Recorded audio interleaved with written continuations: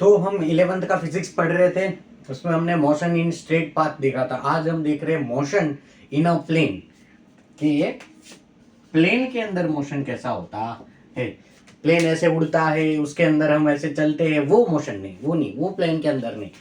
Plane यानी कि 2 dimensional, ऐसे एक बोर्ड की जैसे या फिर पेपर के अंदर ऐसे 2 डायमेंशनल में ही अगर मोशन हो रहा हो। जैसे मानो कि मैंने एक पत्थर थ्रो किया, मैंने मार्कर ऐसे थ्रो करा, तो ये मार्कर का जो पाथ है वो ये 2 डायमेंशनल है, इस वाले प्लेन में ही है। एक इनविजिबल प्लेन, एक इमेजिनरी प्लेन यहाँ पे करे, यहाँ पे एक 2D में एक पेपर रखे, उस पेपर के लाइन में ही हमारा मार्कर क्या है, मूव कर रहा है, अपनी पोजीशन चेंज कर रहा है। तो मोशन क्या हो जा रहा है, motion in a plane. Plane मतलब वो एरोप्लेन की बात नहीं हो रही है, प्लेन मतलब 2 डायमेंशनल। कोई भी पेपर हो गया, बोर्ड हो गया, या फिर एक इमेजिनरी पेपर हो गया, कि मानो यहाँ पे हमने मार्कर ऐसे थ्रो करी, तो मार्कर की जो यहाँ पे मोशन है वो एक इमेजिनरी पेपर के अंदर हम ड्रॉ कर सकते हैं। ठीक है, वो ऐसा ऐसा नहीं है कि पहले ऐसे ऐसे गोल गया फिर ऐसे जिगजैग गया। कोई भी जैसे बटरफ्लाई है, उसकी कैसे अनप्रिडिक्टेबल मोशन होती है, वो 3 डायमेंशनल में होती है, कहीं भी घूम रही होती है। बट हमारी जो ये मार्कर है, ये एक इमेजिनरी प्लेन में ही लैंड हो रही है। तो ये क्या है, मोशन इन प्लेन है। मानो कि हमारी जो मार्कर है उसको मैं यहाँ पे धागा खींच दूं, धागे से बांध दूं और ऐसे गोल गोल गोल गोल घुमाऊं, तो वो भी एक क्या है, मोशन इन प्लेन। एक ही प्लेन में ऐसे, एक ही प्लेन में वो क्या है, गोल घूम रही है हमारी मार्कर। ठीक है, तो वो मोशन इन प्लेन है। क्या हो रहा है, पोजीशन चेंज हो रही है, जगह चेंज हो रही है, बट प्लेन में 2 डायमेंशनल में हो रही है।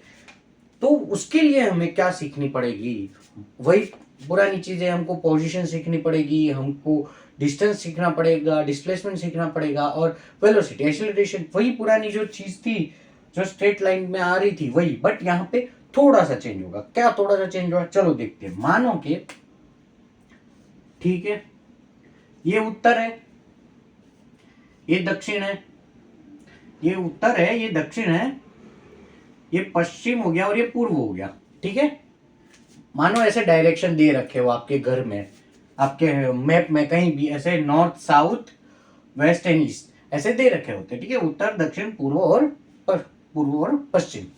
ठीक है, अब मानो कि मेरा घर क्या है, यहाँ पे मैं सेंटर, यहाँ पे मैं खड़ा हूं, मैं बोलता हूं कि यहां से 10 कदम तुम पूर्व की तरफ चलो, 10 कदम पूर्व की तरफ, 10 कदम, 10 कदम, कदम क्या है, कदम मेरे यूनिट है, 10 कदम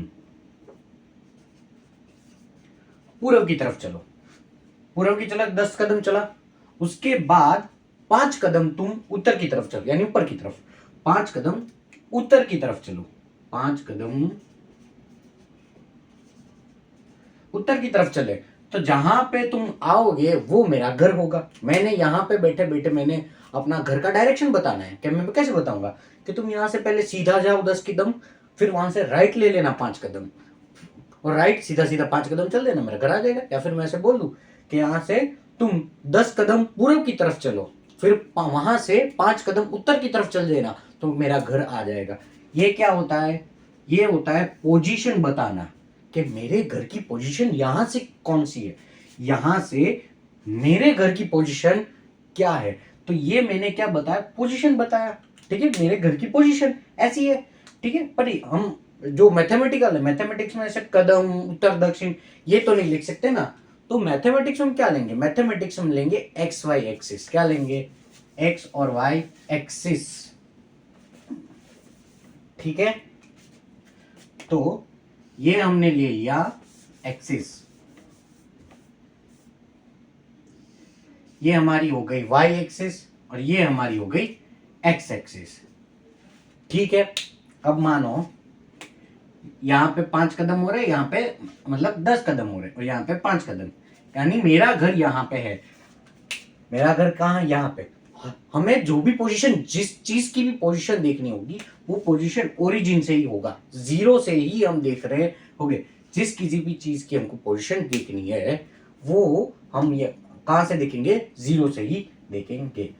अब क्या कहूंगा मैं, 5 कदम तुम पूर्व की तरफ, 10 कदम पूर्व की तरफ चलो और 5 कदम उत्तर की तरफ। उसकी जगह, उसकी बजाय मैं ऐसा बोल दूं कि 10 कदम एक्स एक्सिस में प्लस एक्स एक्सिस में चलो, ठीक है, 10 कदम प्लस एक्स एक्सिस में चलो। अब 10 कदम की बजाय मैं ऐसे लिख दूं कि कदम और एक्स एक्सिस वाले कदम को मैं आई से डिनोट कर दूं। किससे कर दूं? आई से डिनोट कर दूं कि आई क्या है मेरा? एक्स एक्सिस जो है उस पे मेरे कदम है। ठीक है, ये आई क्या है? ये यूनिट कदम है, एक कदम है। ठीक है, कौन सी डायरेक्शन में? एक्स डायरेक्शन में। प्लस प्लस दूसरा मैंने क्या बोला था? वाई डायरेक्शन में 5 कदम। अब 5 कदम जो है उसको जे से मैं डिनोट कर रहा हूं।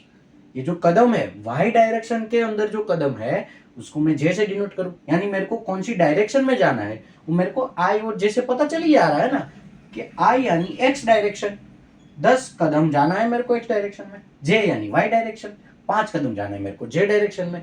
और अगर अगर हमें 3D भी लेना है, यहाँ पे तीसरी कोई एक्सिस हो जैसे जेड एक्सिस, तो हम के ले लेंगे उसके लिए, पर यहाँ पे हम 2D में समझ रहे हैं, तो 2D में ये जो पॉइंट है, ये जो मेरा घर था जहां पे मेरी कार पड़ी है, ठीक है, यहाँ पे मेरी कार पड़ी है, उसका हमको पोजीशन मिल जाएगी ये कि 10 कदम आई की तरफ यानी एक्स की तरफ और 5 कदम वाई की तरफ यानी 5J, जे यानी वाई डायरेक्शन में कदम।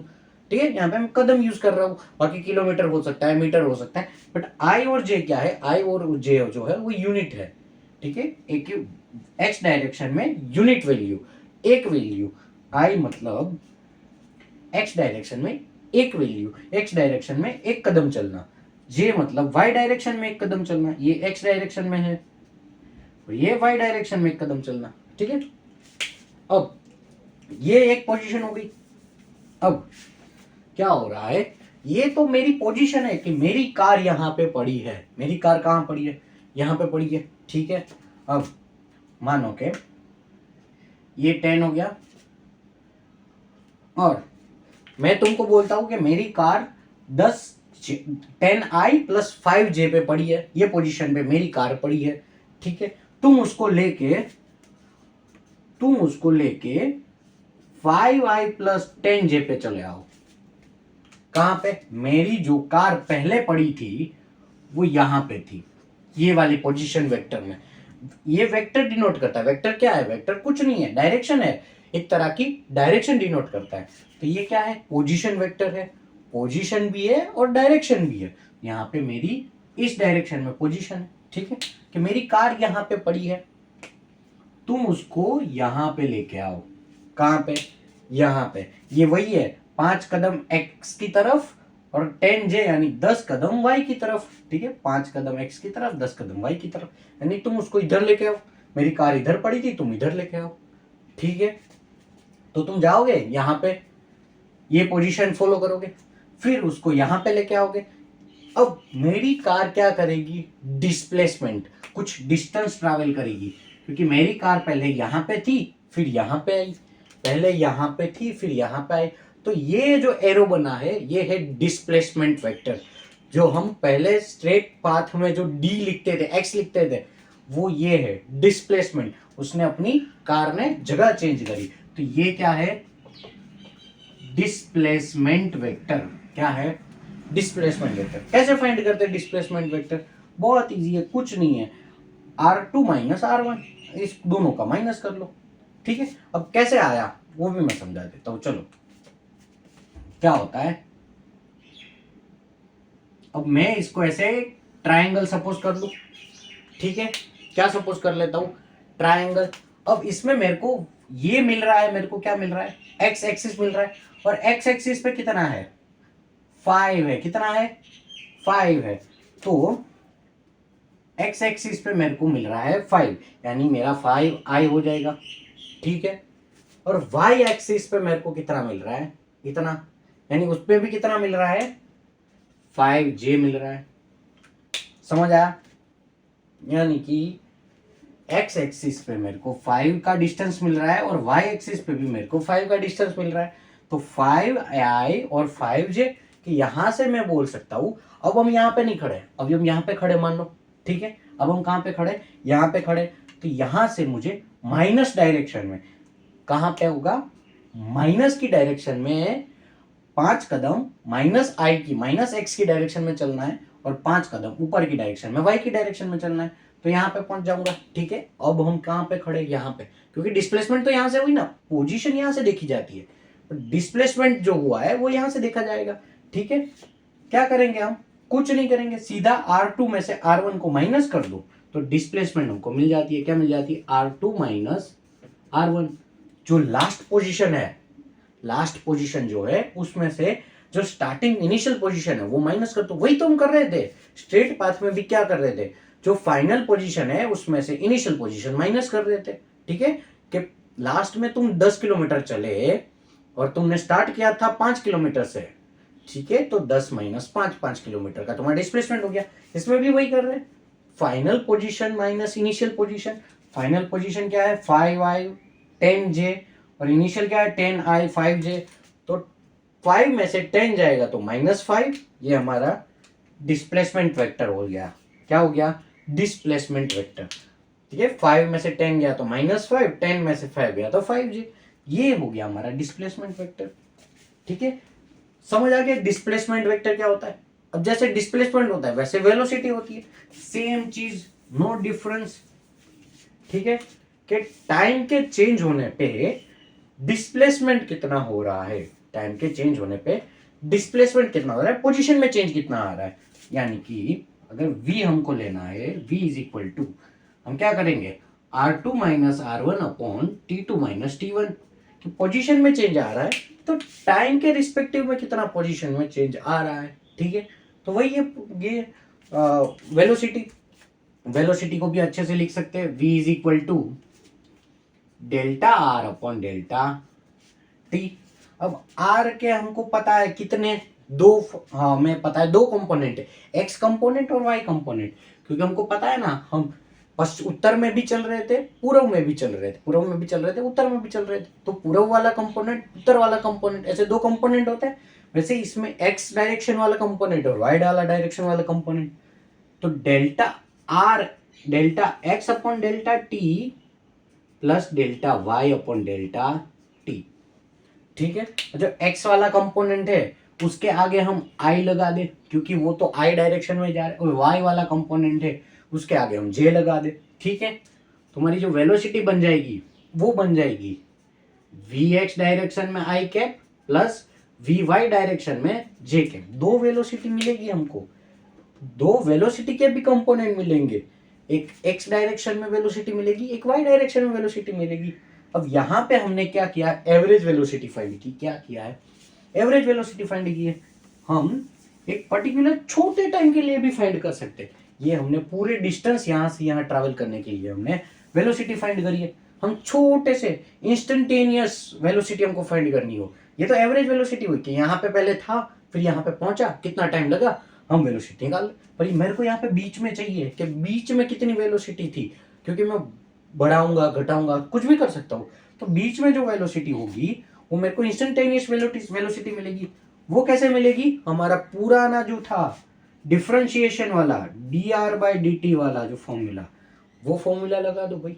और इसमें भी r के दो कंपोनेंट है, तो dx/dt i cap plus dy/dt j cap. ठीक है, इसको मैं क्या बोल सकता हूं, इसको मैं बोल सकता हूं वेलोसिटी का x component i cap plus velocity का y component j cap.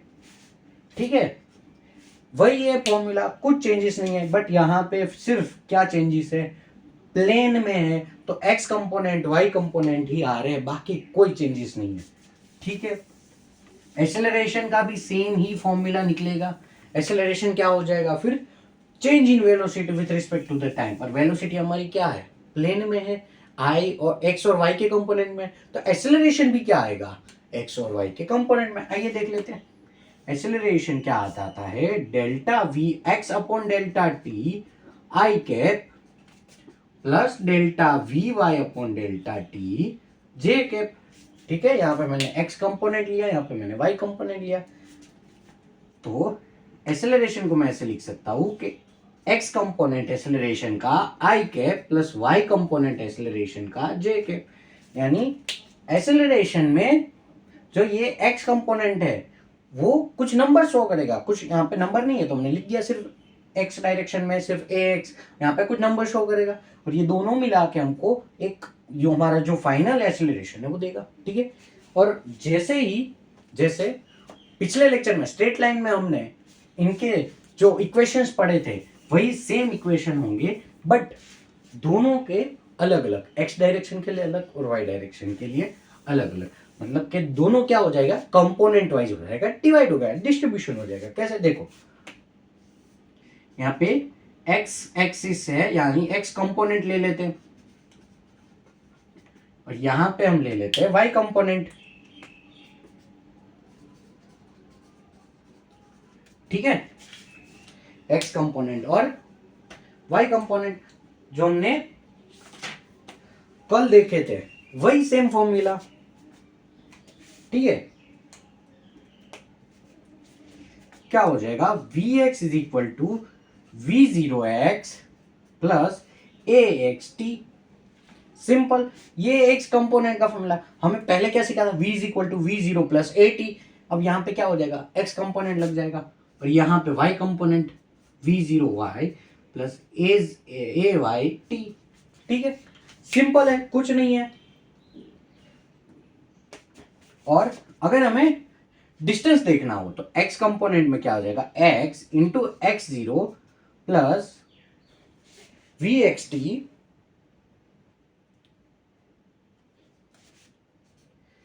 We x t plus 1/2 a x t square, ठीक है।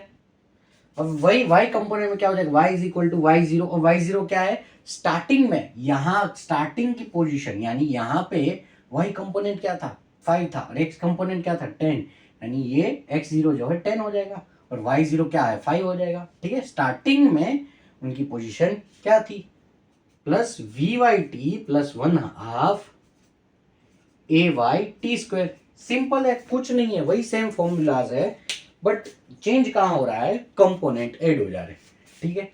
ये बेसिक था, ये क्या है, मोशन इन अ प्लेन में जो बेसिक चीजें होती है कि वाई कंपोनेंट, एक्स कंपोनेंट, आई जे वेक्टर जो है वो कैसे वर्क करता है। अब उसमें हम थोड़ा डिटेल में जाएंगे नेक्स्ट लेक्चर में कि प्रोजेक्टाइल मोशन कैसे वर्क करती है, पेंडुलम मोशन कैसे आती है, वो सब बाद में हम डिटेल में नेक्स्ट लेक्चर्स में देखेंगे, ठीक है। अभी यहाँ तक रखते हैं मोशन इन अ प्लेन। अगर कोई इसमें क्वेश्चन और डाउट हो तो आप कमेंट कर सकते हो। Thank you.